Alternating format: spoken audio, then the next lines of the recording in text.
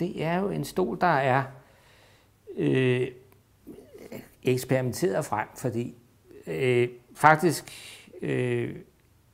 er den lavet på en anden måde, end det vi plejer. Når vi arbejder med ting, så ved vi nogenlunde, hvad materialerne kan, og hvad de kan holde til, og vi kan sende en tegning afsted, og så står det der, og så holder det, og så nogle ting der. Med det her, der har vi sendt nogle skitser ned til den her fabrik i Indonesien, som havde lavet den første prøve til os, da vi kom derned, og det var med 4 ben.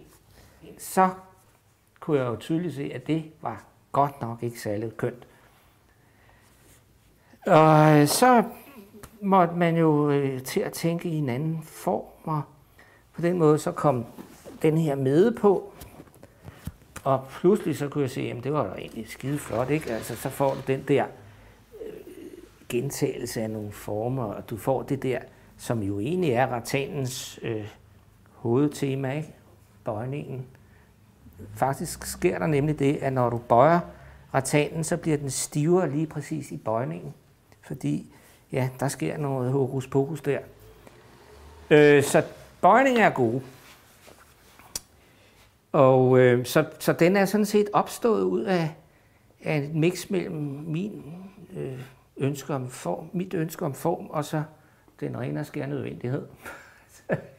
Traditionen er egentlig, at man snører den sammen, og det her snøre, det er også rattan, som er sådan en måske som denne her, som bare er flækket op i flere stykker og bliver flad.